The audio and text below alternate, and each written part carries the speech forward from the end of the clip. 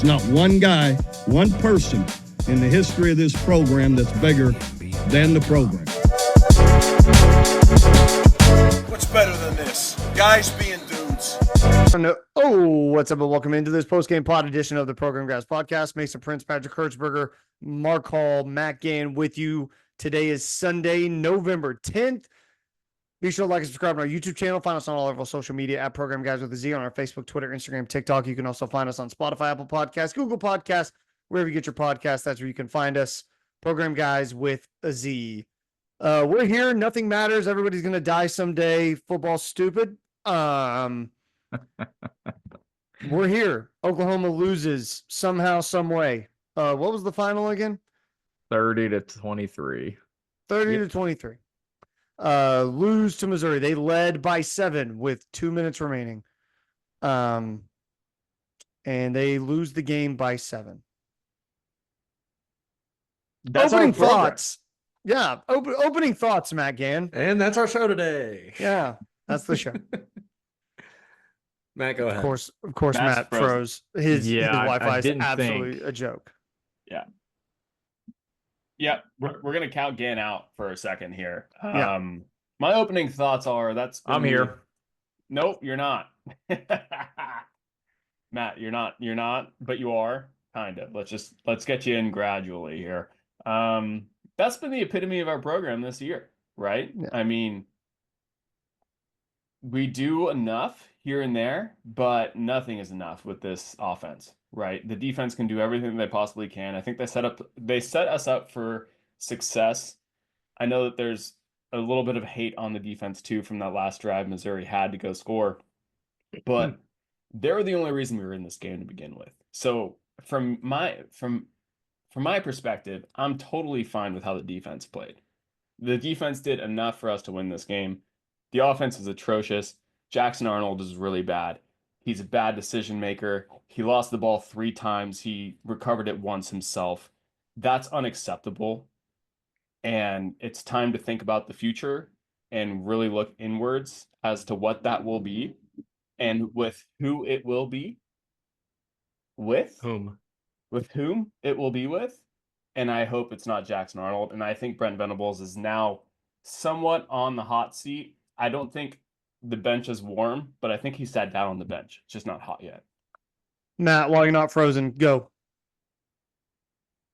I didn't think it could get any worse until that final play of the game. Every week.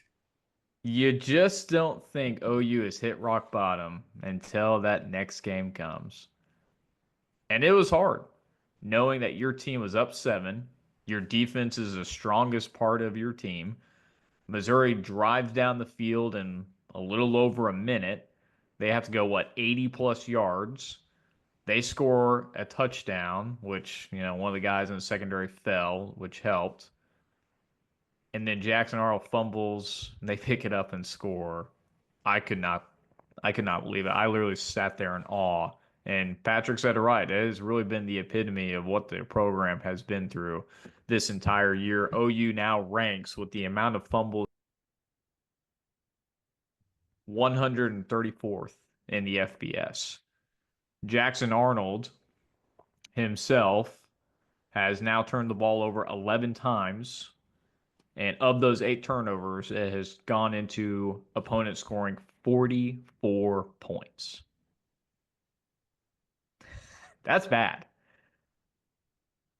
The offensive line still can't get it together. It was, the 10th starting lineup that we've had. Spencer Brown there at right tackle, Michael Tarquin not playing.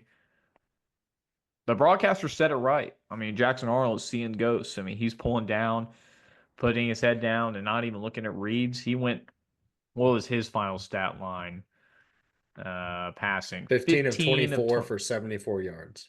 We let a third-string QB from Missouri outplay our 5-star dual threat. Drew Pine went 14 of 27 for 143 and 3 touchdowns.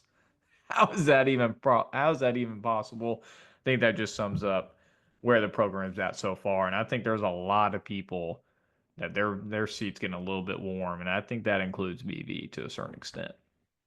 Go ahead, Mark. Yep, I think that's probably right about Brent Venables' seat getting a little bit warmer. We saw last night the offense, there's a reason that your offensive coordinator gets fired 8 weeks into the season. Things don't just flip and get better. Joe John Finley's got a weird obsession with the tight end position. He actually was able to run the ball pretty effectively both 2 weeks ago and last night when Xavier Robinson was on the field. But I think Xavier Robinson is sort of a perfect example of where this coaching staff just hasn't gotten things right.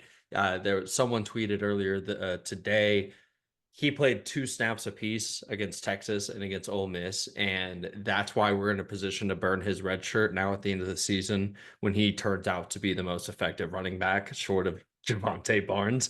It is a bunch of issues, and I think you're definitely going to see something close to a cleaned house on the offensive staff. I've been resistant to that, but I'm sort of at the point now, maybe Biedenbaugh stays, maybe Emmett Jones stays. You're not going to see much more than that, I don't think. Yeah, it's been a crime what DeMarco has done. He's been a hell of a recruiter, but man, the mismanagement of the running back room this year has just been atrocious. Just awful. Just awful. The offensive coaching staff is full of terrorists because they terrorize this fan base. They do. They drive me up a wall insane. Joe John Finley's obsession with the tight end room, I will never understand. A reverse to Bauer Sharp. You are moving the ball with efficiency, and you're going to run a tight end jet sweep to Bauer Sharp. I don't understand it. And then why are we just now seeing Xavier Robinson? Because the kid's obviously got the juice. Where has he been? And again, you know what they're going to tell us? Oh, well, you don't see practice. You don't see what goes on in practice. Don't really think I need to see what goes on in practice because you're a losing football team right now, losing games, scratching and clawing, and probably not going to make a bowl game.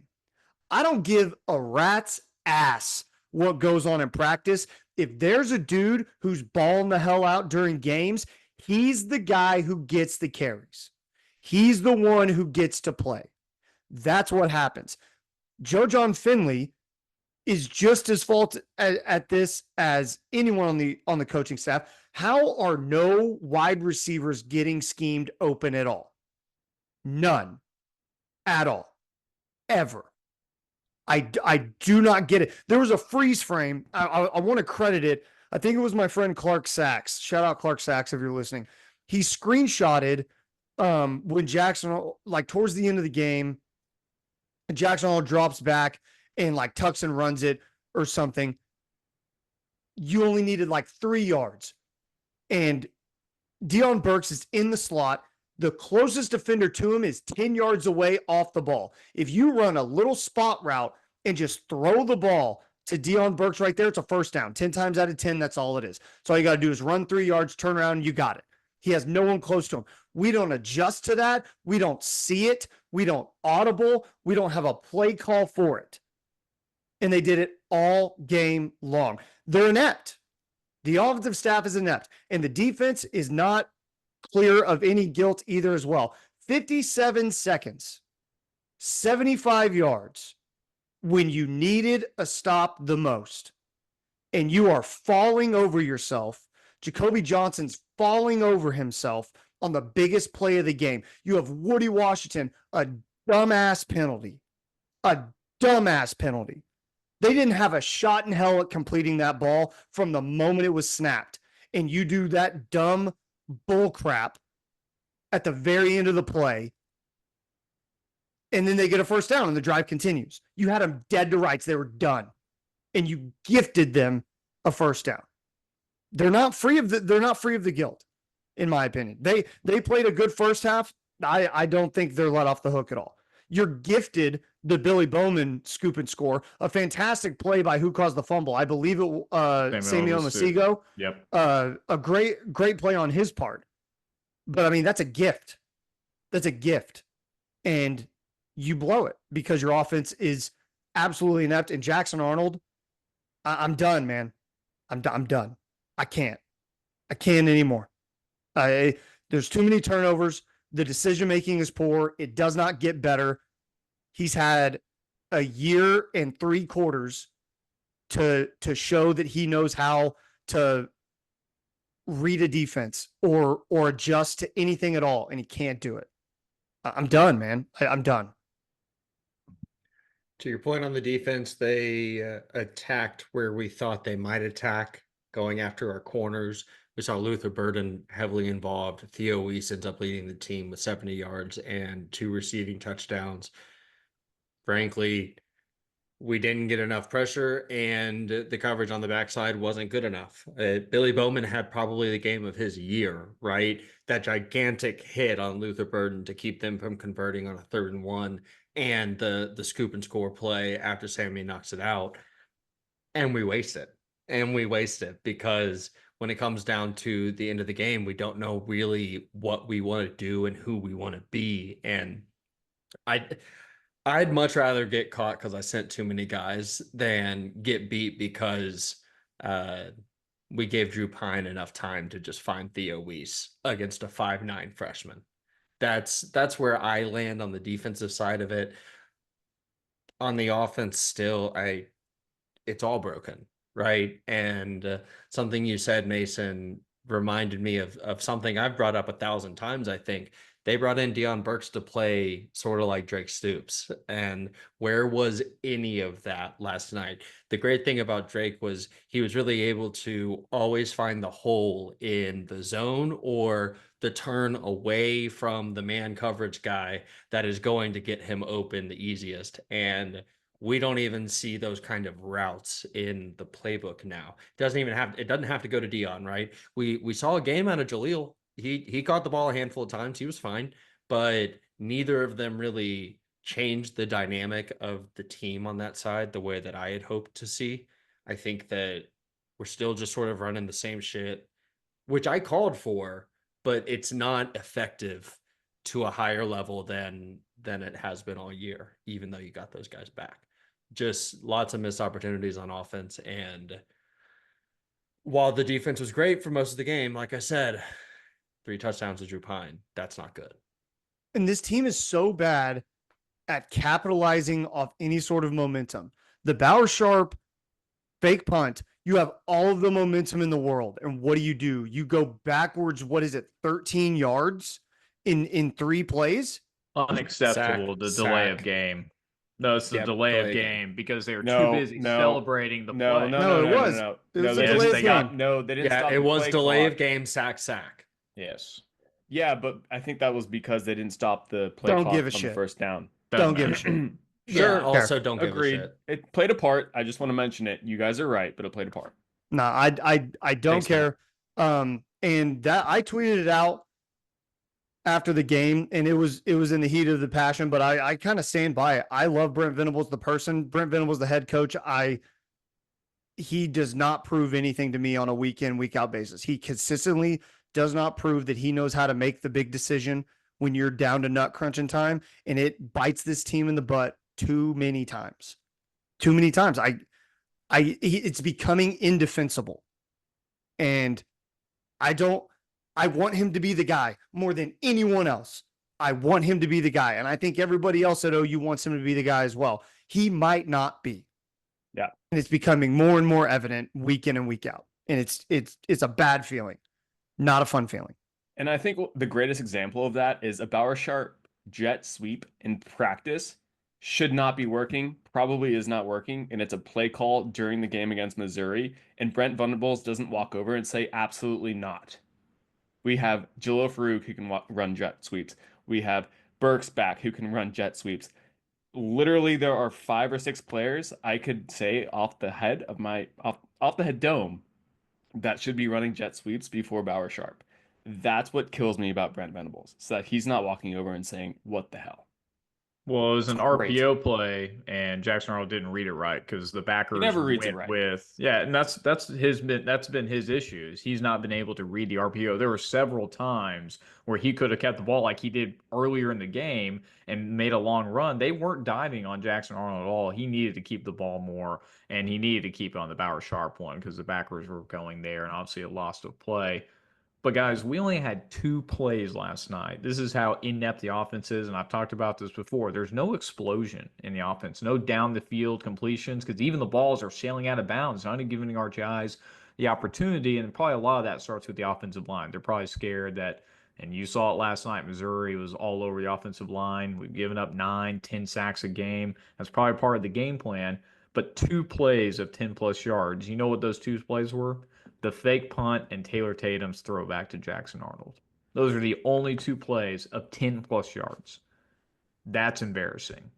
That it's just unacceptable for the amount of Doesn't make talent, sense.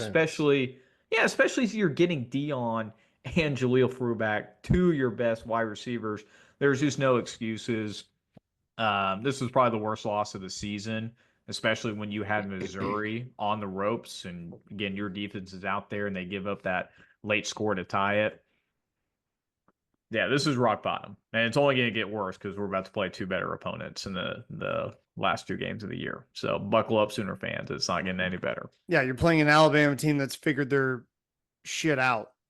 And then you're going to go to Alabama or to LSU against an LSU team that's going to fight for something to prove. Better than you. That's just better than you. Yeah, that's just better than you. I don't. Go ahead. Someone else. I don't have anything else to say right now. Yeah, I just want to hit back on the Xavier Robinson thing Yeah. because again, I think it shows you a failure in coaching. And where has this player been the entire time that we've been struggling to figure out who RB1 is? Now, we had settled on Javonte the last 2 weeks or so, but why is he just now getting run like this?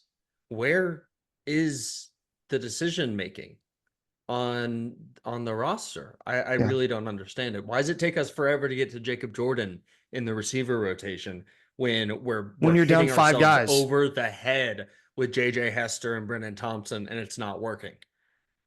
I don't really understand, and it's part of what's going to get a lot of these guys' jobs taken away. I don't think like the decision making on defense is as bad as more circumstantially we're boned in some spots. Eli Bowen being the best corner right now is crazy, but that's why he gets matched up on Theo Weiss, right? That's not a decision making thing other than just you got to scheme something else up for that spot. On offense, it's all up and down the line. Not just line. It's all up and down the side of the ball. Yeah. I think DeMarco Murray is coaching himself out of a job right now. I think Bill Bedenbaugh's trying to. He probably won't, but he's trying. I think Emmett Jones is probably going to stay. I think Joe John Finley's gone. I think you're going to be looking for a new running back, a new tight ends coach, and you're going to be looking for a quarterback coach. Because if you don't hire one, you're dead. You're deader than dead. It's not a good spot to be in at all. And yeah, I agree, Mark. Why are we just now seeing Xavier Robinson? And I don't really care. I don't really care about the red shirt thing. Like, I feel like red shirts don't matter like they did 5-6 years ago, right? Like, if this dude's good enough, he's going to go. I don't really care. What I care about is your point. Why did he get 2 carries, and that's all he got? Why at the beginning of the year, when you're trying to figure out who your playmakers are, is this dude not getting any burn? You give him 2 carries against Texas, a game that you're getting blown out. What's the point? What do you gain from that? I don't understand, man.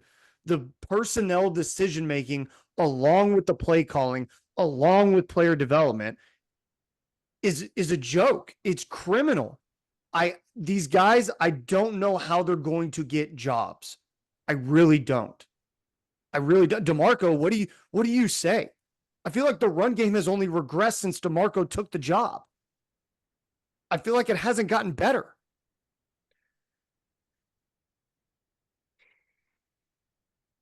You're on mute, Patrick. Sorry, we've been sitting here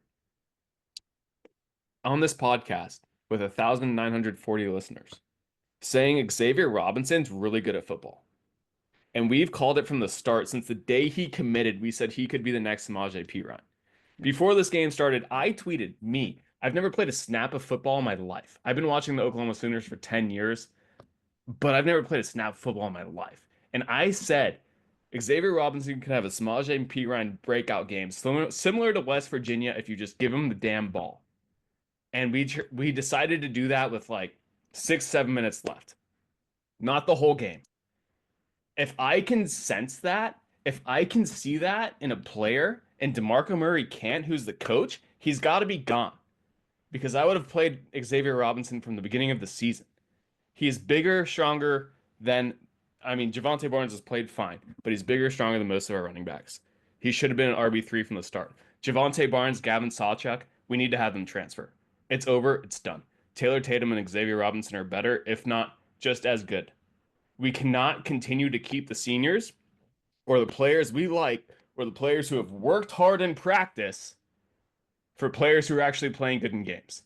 That includes Barnes and Gavin. They have to go. We have to make room for the future. That includes Jackson Arnold. That includes maybe some wide receivers too. The winner of this game, I agree with your points on the running back. And then Matt, I want you to jump in here after this if you have anything to add. I think the winner in this game is probably Kevin Sperry. Because if you're Kevin Sperry, it's open season, open competition when you show up to campus. Because you're telling me that my competition is a dude who can't stop turning the ball over and a guy who played a couple games and has been here for a year. Yeah, I like my odds. If I go in there in camp and I show you something, I could be the starter next year as a true freshman. I'd feel good if I'm Kevin Sperry. You're totally right. And Kevin doesn't have it either. Sorry. I think we're also, that's a part of it. But also, like, Kevin, just like Jackson, committed to Jeff Lebby. And now we're getting to a point where we're all sort of saying, burn it down. Maybe Kevin Sperry takes a look. That wouldn't surprise me at all, guys, because in addition to whoever you bring back out of Jackson and Michael, you're probably adding a guy from the transfer portal. You have to. At this stage of the game, you just need something, some kind of known commodity in there, because I do trust that if Brent and Zach are running things on the defensive side of the ball, even with the losses of some of the guys we're going to lose to the NFL, that side is going to be fairly ready for ball, right? That side is going to be ready to rock. On the offense, Kevin Sperry's not saving us. I don't think anyone on the roster is necessarily saving us. No, I agree with that. So expect someone else to come in. It's going to be hard. I don't know. Go ahead, Matt. Do you have anything else to add? I would just say there's not a single player. It starts with the offensive line. I mean, whether you put Jackson Arnold, even if Dylan Gabriel stayed, which I'm sure he's glad he didn't, he's living his best life in Oregon, getting protected, having a great time, leading the Oregon Ducks to a fantastic season. But it starts with the offensive line play. All-time college football leader in touchdown passes. Yeah, well, he wouldn't be if he was playing for OU this season. It just starts with the offensive line. You could put Tom Brady back there, and he just can't be able to deal with it. The offensive line is that bad, doesn't give enough time.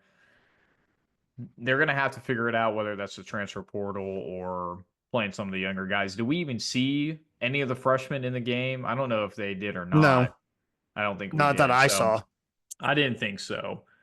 So it doesn't matter who's back there. It starts up front moving forward. So they got to figure it out. There's truth to that. There is. But Jackson is making so many mistakes on his own that are separate from the offensive line issues at this point, where I don't think it's an excuse anymore. Just want to be clear on that. Yeah, it's more of a compounding effect. I'm not saying it's all on Jackson Arnold, but no, I know. I mean, if he had a little bit more time, sure, but he's also making mistakes those 3 on his fumbles own. happen either way. Agree. He's only making the problem worse, but his offensive line is not helping him out whatsoever. And it's not going to help the next guy out either if they don't fix it.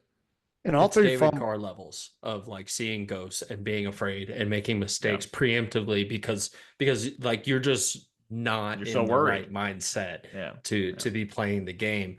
And to something that you guys said, man, where's Isaiah Autry-Den?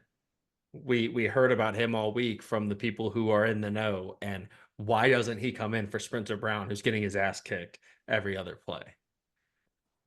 Babechi Wewu looked awful as well. Babechi Wewu was chasing people around after they were beating him like a drum. The dude is terrible.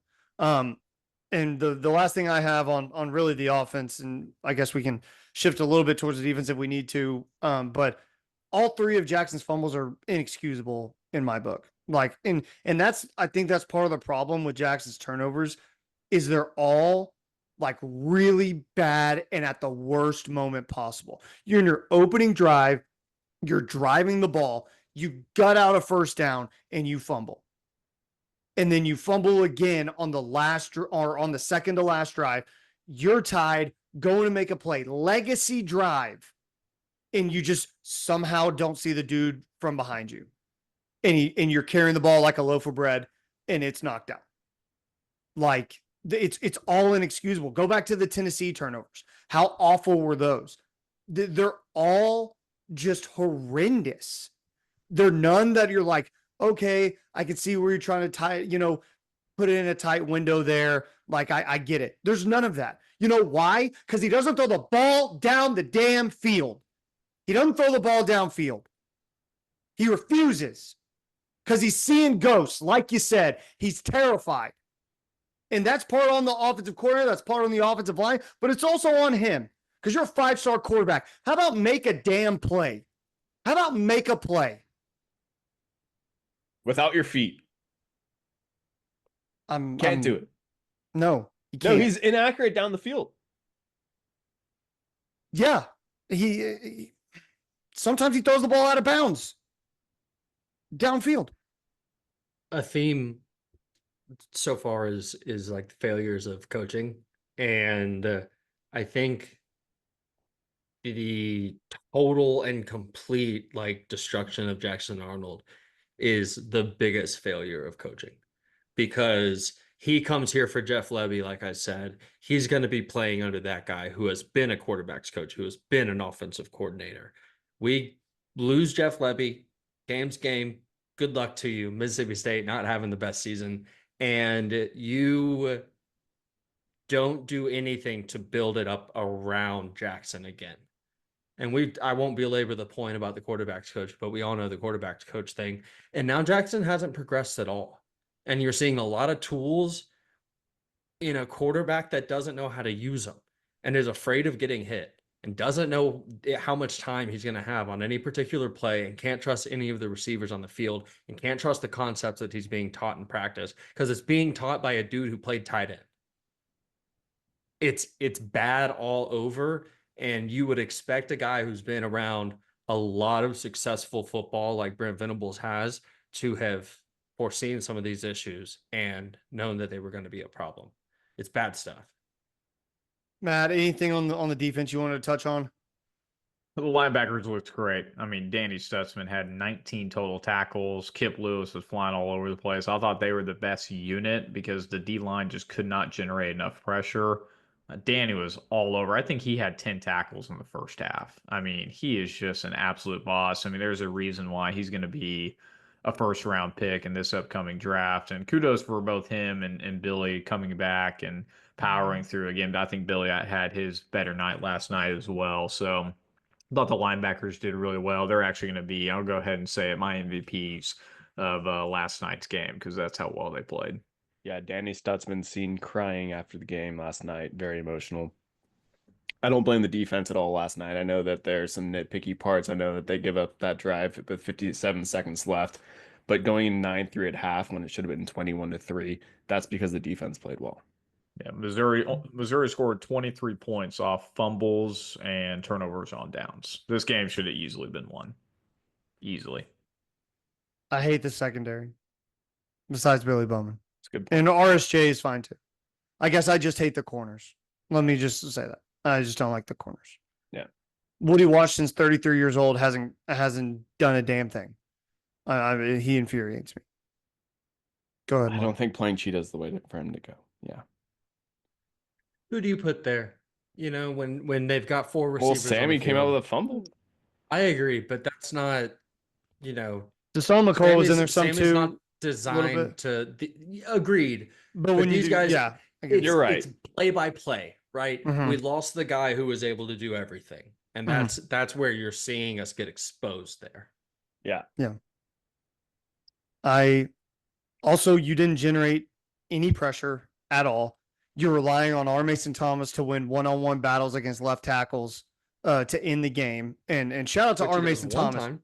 Yeah, shout out to R. Mason Thomas. Also thought he got held on the last drive like 3 times, but whatever. Also, little backtrack real quick. Tell me if I'm wrong. How was that not targeting on Deion Burks on that hit? Like, not that it Absolutely matters was. in the grand scheme of things, but Insane. like that's the rule. That's what the rule was made for. He Agreed. launched with the crown of his head into the head and neck area of another player. Yep. That's and the people on the broadcast were like, "Oh, well, he wasn't defenseless." I'm like, that doesn't matter. That doesn't matter. What are you talking about? Still targeting. Yeah. Okay. Regardless, Still cheating. yeah, still cheating. But R. Mason Thomas at the end of the game, has a knack for it, getting pressure like that. But again, you're back there with the Pine kid. He's a backup quarterback. You know this, and you don't send what felt like any manipulated pressure all game. Felt like none. Felt like we were content rushing 4 or 3 and trying to figure it out, and it didn't work.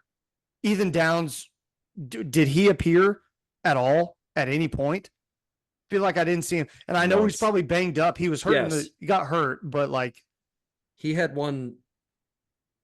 I remember being happy with Yeah, at least yeah, one. he I had think one. he Okay. blew up a screen, I think. okay, Yeah. all right. But yeah, just the defensive line was great in the run game. I'll give them credit. I thought they did a very good job in the run game. But in terms of passing and getting pressure, there was none all night, and it showed.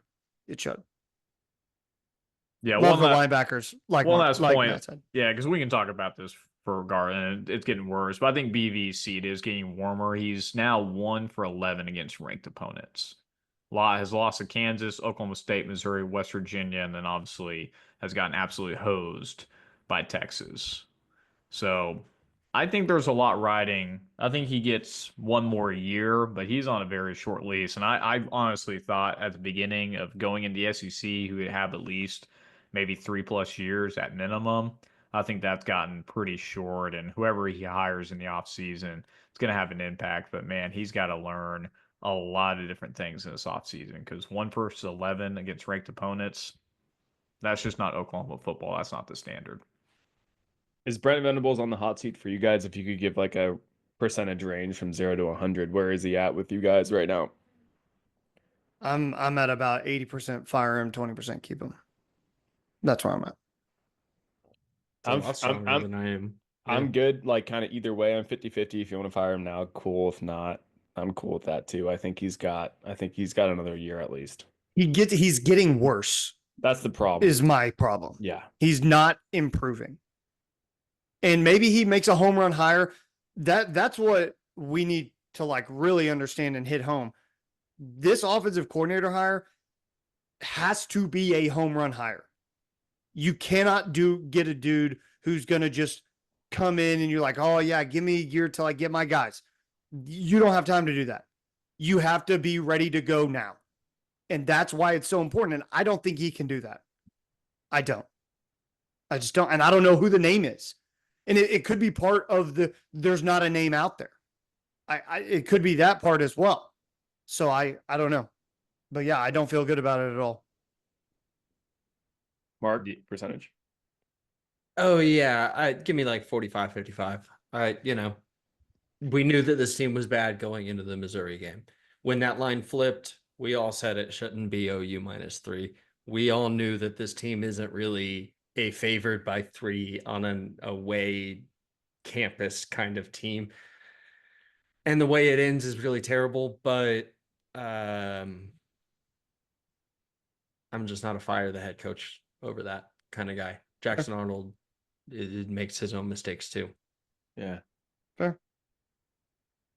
Matt? Yeah, I'd say the same. I just think his leash has gotten shorter, and whoever he does hire is really going to determine that length for him. But I think maybe 1 or 2 years. I mean, culturally, he's built the program. The defense has gotten better, but he's still learning to be a head coach and obviously playing in the best conference in football. So I think 1 or 2 more years, he's got to be able to prove and make progress. But every single year, he just keeps going the other direction, which is really tough to see.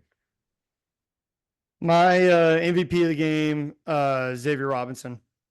Just when you needed the running game to show up, it did, and it's because he was in the game and he ran hard and had the vision to find the holes.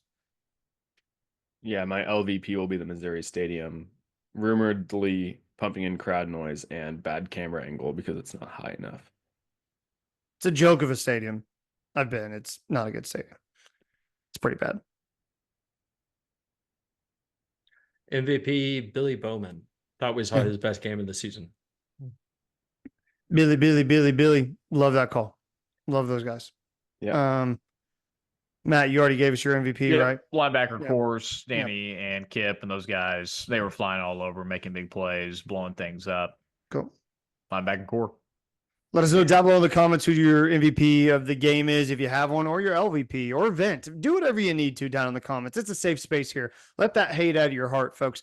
Be sure to like, subscribe to our YouTube channel. You can find us on all of our social media at Program Guys with a Z, Facebook, Twitter, Instagram, TikTok. You can find us on Spotify, Apple Podcasts, Google Podcasts, wherever you get your podcasts as well.